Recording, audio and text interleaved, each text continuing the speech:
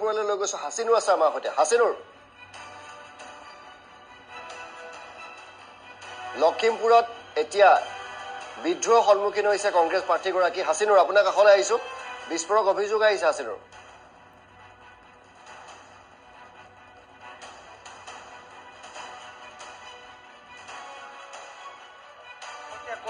কংগ্ৰেছত যোগদান কৰিলে প্ৰদেশ কংগ্ৰেছৰ সভাপতি ভূপেন বৰাৰ নেতৃত্বলৈ উদয় শংকৰ হাজৰিকাক বিজেপিত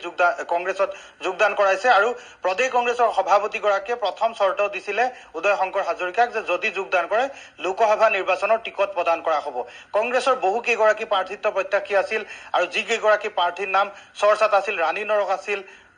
পদ্মলোচন দলে এগৰাকী শক্তিশালী প্ৰাৰ্থী আছিল কেইবাগৰাকীও প্ৰাৰ্থী আছিল সেই সকলক উপেক্ষা কৰি উদয় শংকৰ হাজৰিকাকে শেষত গৈ টিকট প্ৰদান কৰা হ'ল আৰু উদয় শংকৰ হাজৰিকাক টিকট প্ৰদান কৰাৰ পিছতে স্বাভাৱিকতে লখিমপুৰ কংগ্ৰেছ যে এক প্ৰকাৰ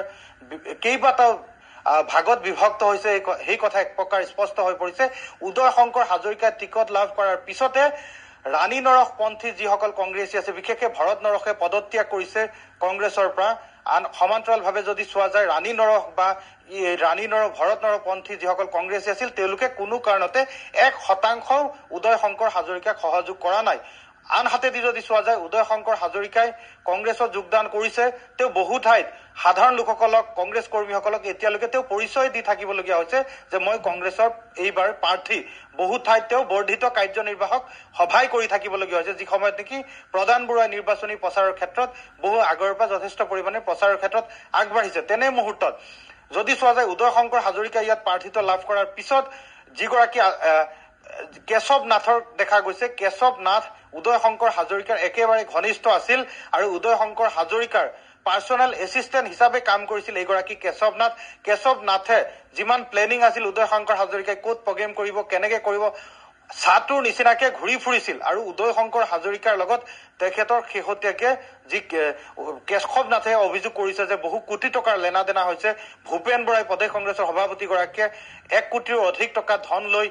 উদয় শংকৰ হাজৰিকাক প্ৰাৰ্থিত্ব প্ৰদান কৰিছে উদয় শংকৰ হাজৰিকাৰ বেডৰুমত এই কথাখিনি কেশৱ নাথে শুনিছিল বুলি অভিযোগ কৰিছে কেশৱ নাথে উত্থাপন কৰা অভিযোগ কিমান দূৰ সত্য সেয়া কেশৱ নাথে জানিব বা যদি প্ৰদেশ কংগ্ৰেছে তদন্ত কৰে বা ন্যায়িক তদন্ত হয় যদি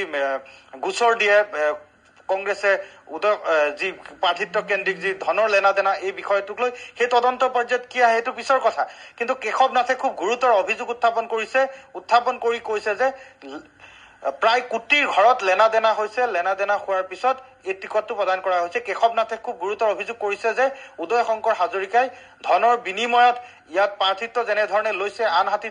তেওঁ আন এটা অভিযোগ কালিৰ দিনটোতো কৰিছিলে যে ধন লৈ উদয় শংকৰ হাজৰিকাই নিৰ্বাচনটোত বহি গৈছে তেওঁ নিৰ্বাচন খেলা নাই ঠিক তেনেধৰণৰ গুৰুতৰ অভিযোগ কৰিছে ইয়াৰ সমান্তৰালভাৱে কেইটামান মুহূৰ্তৰ পূৰ্বে আমাৰ হাতলৈ খবৰ আহিছে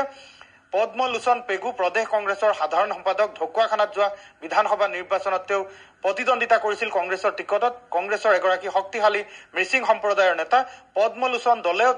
দল ত্যাগ কৰিছে এপিচিচিৰ সভাপতিলৈ পদত্যাগ পত্ৰ প্ৰেৰণ কৰিছে পদত্যাগ পত্ৰ প্ৰেৰণ কৰি তেওঁ কংগ্ৰেছৰ পৰা আঁতৰি আহিছে আৰু এইসকল নেতাই হয়তো কেইটামান ঘণ্টাৰ ভিতৰতে বিজেপিত যোগদান কৰিব লখিমপুৰৰ প্ৰায় 1.5 শতাধিক কংগ্ৰেছৰ নেতাকৰ্মীয়ে বিজেপিত যোগদান কৰিব কাইলৈৰ দিনটোত লখিমপুৰলৈ আহি আছে কেন্দ্ৰীয় গৃহমন্ত্ৰী অমিত শ্বাহৰ উপস্থিতিত তেওঁলোকে বিজেপিত যোগদানৰ কথা আছিল যদিও বিজেপিৰ শীৰ্ষ নেতৃত্বই কিন্তু সেয়া তেওঁলোকক অনুমতি দিয়া নাই যে অমিত শ্বাহৰ উপস্থিতিত তেওঁলোকে লখিমপুৰত যোগদান কৰিব বুলি স্বাভাৱিকতে তেওঁলোকৰ যোগদান হয়তো 2 দিন পিছুৱাব এইসকল নেতাকৰ্মীয়ে যে বিজেপিত যোগদান কৰিব সেয়া এক প্ৰকাৰ স্পষ্ট হৈছে ঋতুস্মিন শৰ্মা এই লখিমপুৰৰ যিখন যুঁজ কংগ্ৰেছৰ মাজত চলিছে যি সময়ত কংগ্ৰেছে যুঁজ দিব লাগে বিজেপিৰ বিৰুদ্ধে সাধাৰণ লোকৰ কাষলৈ নিৰ্বাচনী প্ৰচাৰৰ ক্ষেত্ৰত প্ৰচাৰ চলাব লাগে কিন্তু তেনে মুহূৰ্তত দেখিবলৈ গৈছে প্ৰদেশ কংগ্ৰেছৰ যিসকল নেতাকৰ্মী আছে ইয়াৰ তৃণমূল পৰ্যায়ৰ নেতাকৰ্মী আছে সেইসকলে কিন্তু নিজৰ মাজতে যুঁজখন অব্যাহত ৰাখিছে তেওঁলোকে বিজেপিৰ বিৰুদ্ধে যিমানে যুঁজ কৰিব বুলি ঘোষণা কৰিছে ইয়াৰ বিপৰীতে কিন্তু তেওঁলোকৰ নিজৰ মাজৰ যিখন যুঁজ সেই যুঁজতে কিন্তু তেওঁলোকে নিজৰ সংগঠনক কেনেধৰণে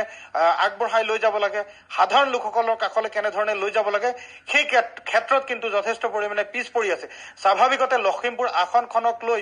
এতিয়া এক প্ৰকাৰ এটা কথা স্পষ্ট হৈছে যে কংগ্ৰেছে যেনেধৰণে চিৰিয়াছলি ইয়াত কাম কৰিব লাগিছিল তেনেধৰণে চিৰিয়াছলি কাম কৰা নাই